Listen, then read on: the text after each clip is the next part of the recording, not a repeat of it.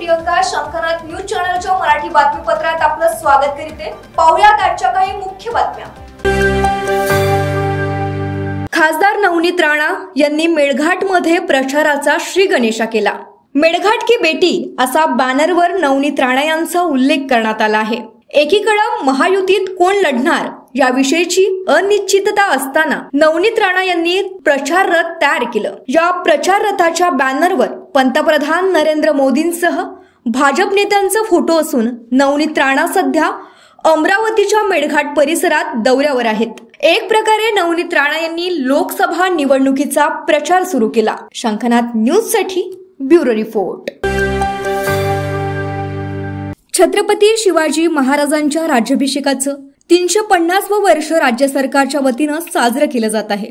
सांस्कृतिक कार्यमंत्री सुधीर मुनगंटीवार यांच्या संकल्पनेतून गेल्या वर्षभरातून विविध उपक्रम राबविण्यात येत आहेत। याच उपक्रमांचा एक भाग म्हणून छत्रपती संभाजी महाराजांच्या जीवनावर आधारित टपाल तिकिटाचं अनावरण राज्याचे सांस्कृतिक कार्यमंत्री सुधीर मुनगंटीवार यांच्या हस्ते चंद्रपूरच्या प्रियदर्शनी सभागृहात करण्यात आलं।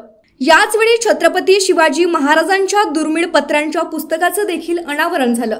याविषयी मराठीकालीन टाकसाडी संबंधीची मोडी कागदपत्र, खंड 1 ब्रेल लिपीमध्ये मुद्रित छत्रपती शिवाजी महाराज महाराष्ट्र गोंड समुदाय हे महाराष्ट्र राज्य गॅझेटियर यांचेही प्रकाशन या सोहळ्यामध्ये करण्यात आलं। राज्याभिषेकाच्या 350व्या वर्षात राज्य सरकारच्या वतीनं आतापर्यंत छत्रपती शिवाजी महाराज, शहाजीराजे भोसले, माजिजाऊ यांच्यावर आधारित टपाल तिकिटाचं प्रकाशन झालेलं आहे। छत्रपती संभाजी महाराजांच्या जीवनावर आधारित टपाल तिकिटाच्या माध्यमातून एक महत्त्वाकांक्षी संकल्प पूर्णत्वास आल्याची भावना सांस्कृतिक कार्यमंत्री सुधीर मुनगंटीवार यांनी व्यक्त केली आहे। शंखनाथ न्यूज साठी ब्युरो रिपोर्ट। छत्रपती संभाजी महाराजांवरच्या टपाल तिकिटाचं आम्ही विमोचन केलं। छत्रपती शिवाजी महाराजांच्या राज्याभिषेकांचं जेव्हा आपण या ठिकाणी वर्ष साजरं करतो आहे, समारोह साजरा करतो आहे, तर 12 पोस्ट तिकीट या काढण्याचा आपण निर्णय केला होता। या अगोदर राजे शहाजी महाराजांच्या नावाचं पोस्ट तिकीट, माजिजाऊच्या नावाचं पोस्ट तिकीट, छत्रपती संभाजी महाराजांच्या वरचं पोस्ट तिकीट आज आपण विमोचित करतोय। यासोबत ब्रेल लिपी आपल्या महाराष्ट्रामध्ये अधिकृत साधारणतः 5 लक्ष अंध आहे।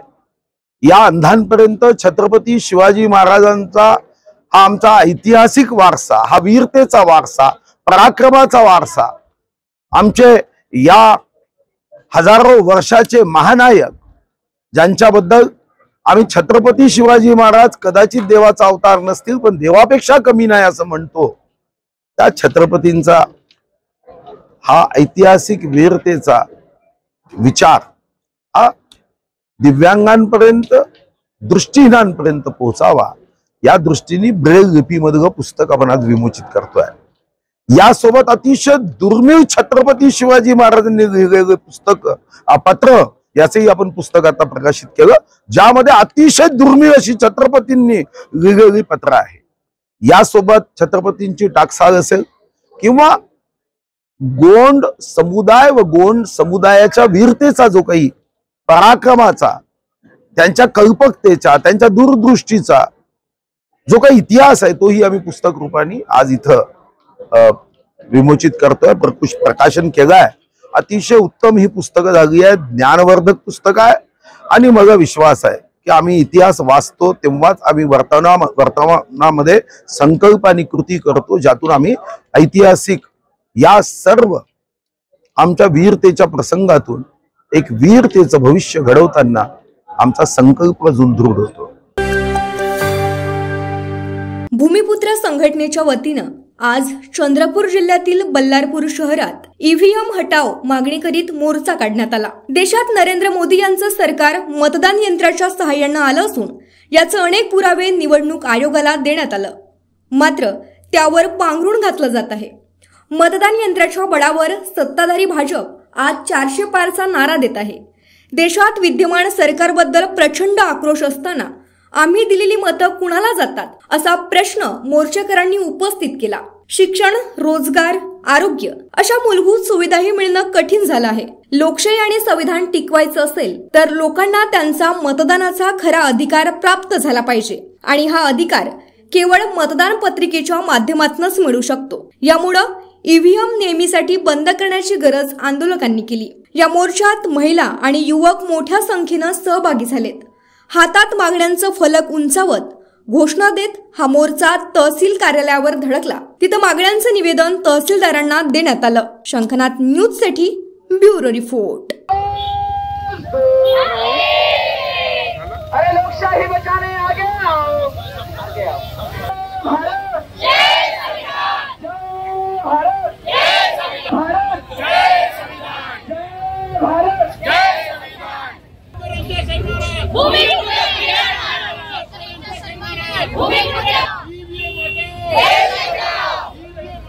देश बचाओ, हम हटाओ, अरे आवाज दो, अरे लोकशाही बचाने के लिए आवाज, हम सब या जनतेचं, संपूर्ण भारताच्या जनतेचं ईव्हीएम हटाव ही मागणी आहे आणि या देशामध्ये येणाऱ्या सगळ्या निवडणुका बॅलेट पेपरने व्हाव्या, जेणेकरून आम्ही आमचं मत कुणाला देतो आणि ज्यांना देतो त्यांनाच मिळावं, की जो अधिकार आम्हाला दिलेला आहे संविधानाने तो अधिकार आम्हाला बजावता यावा यासाठी ही मागणी आहे।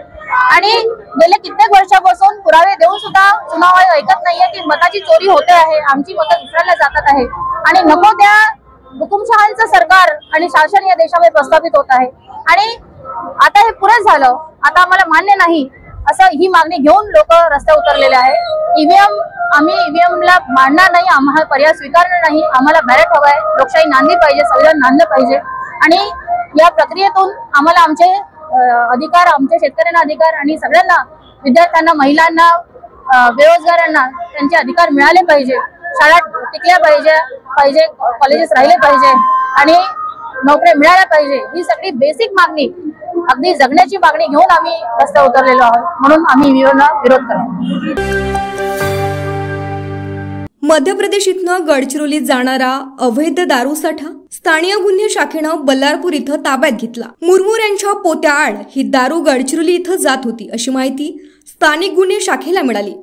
गुप्त माहितीच्या आधारे सापळा रचून बल्लारपूर इथं मुख्य मार्गावर वाहनाला ताब्यात घेऊन झाडाझडती घेतल्यावर हा अवैध दारूसाठा आढळून आला। वाहनासह 2 आरोपी अटक करण्यात आले आहेत। यात एकूण 10 लाखाचा मुद्देमाल जप्त करण्यात आला। पुढील तपास बल्लारपूर पोलीस स्टेशन पथकाला सुपूर्द करण्यात आला आहे। शंखनाथ न्यूजसाठी ब्युरो रिपोर्ट। नक्षलवाद्यांशी असलेल्या कथित संबंधांच्या आरोपांखाली अटकेत असलेले दिल्ली विद्यापीठाचे प्राध्यापक GN साईबाबा यांची अखेर कारागृहातून मुक्तता करण्यात आली। त्यानंतर दुपारी त्यांनी माध्यमांशी चर्चा केली। मुंबई उच्च न्यायालयानं मंगळवारी प्राध्यापक साईबाबा यांच्यासह 5 जणांना निर्दोष मुक्त केलं। जन्मठेपेची शिक्षा भोगणारे GN साईबाबा व इतरांना तब्बल 10 वर्षांनंतर 50,000च्या जात मुचलक्यावर सोडण्याचे निर्देश दिलेत। या निकालानं राज्य सरकार आणि पोलीस दलाला मोठा धक्का बसल्याचं बोललं जातं। UAPA लावताना नियमानुसार कारवाई झाली नव्हती। साईबाबा आणि इतर आरोपींकडून डिजिटल पुरावे गोळा करताना नियम पाळले गेलेले नव्हते। तसंच प्रोसिक्युशनने ठेवलेले पुरावे GN साईबाबा आणि इतर आरोपींचे नक्षलवाद्यांशी संबंध सिद्ध करू शकले नाहीत। या ठोस निष्कर्षावर आल्यानंतर न्यायालयामार्फत GN साईबाबा यांची सुटका करण्यात आली। मला कुठलाही पुरावा नसताना पोलिसांनी अटक केली आणि माझ्यावर खोटा गुन्हा दाखल केला। मला मानसिक आणि शारीरिक त्रास देण्यात आला अशी खंत देखील साईबाबा यांनी व्यक्त केली। कॅमेरामॅन प्रवीणसह Sunny Bongade, Shankhnath news, Nagpur. I have been in jail.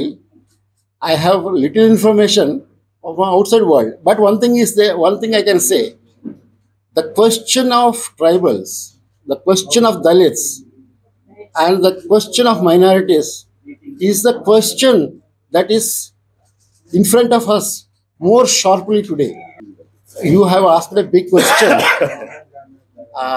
That kind of a question can be answered only when the person is taking breath, and after having a kind of a space to think about, and also have good health.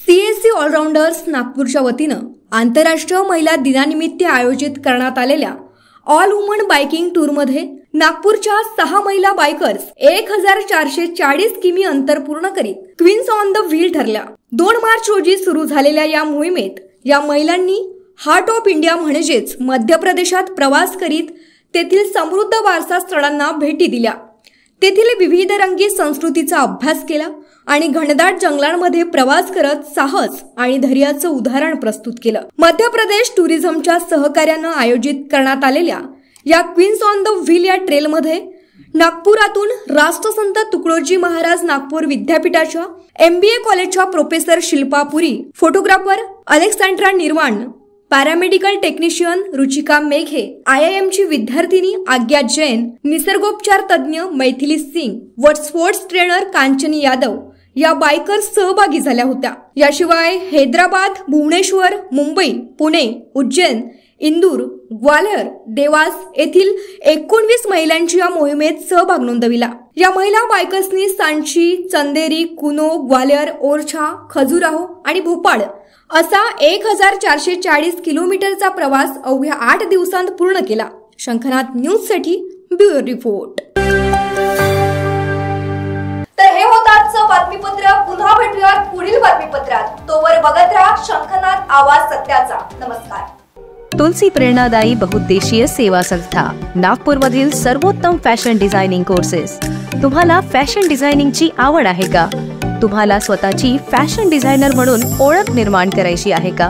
तर मग तुलसी प्रेरणादायी बहुउद्देशीय सेवा संस्थेच्या fashion designing courses मध्ये प्रवेश निश्चित करा। 6 महिने आणि 1 वर्षाचा सर्टिफिकेट कोर्स। प्रख्यात फॅशन डिझायनर शुभांगी गोस्वामी यांच्याकडून प्रशिक्षण। नवीनतम फॅशन ट्रेंडचे शिक्षण, व्यवहारिक प्रशिक्षणावर भर। या अभ्यासक्रमात नऊवारी, ब्लाउजचे प्रकार, one piece, block painting, fabric painting, CAD म्हणजेच digital designing, gent garment, designer ड्रेसचे वेगवेगळे प्रकार, साधा सलवार, पंजाबी ड्रेस आणि ड्रेपिंग। प्रवेश फी 6 महिने अभ्यासक्रमाकरिता 7,000 आणि 1 वर्षाच्या अभ्यासक्रमाकरिता 15,000। आजच संपर्क साधा आणि आपले नाम नोंदवा। तुलसी प्रेरणादायी बहुउद्देशीय सेवा संस्था, धन्वंतरी नगर, वंजारी भवनाच्या मागे, उमरेड रोड, नागपूर।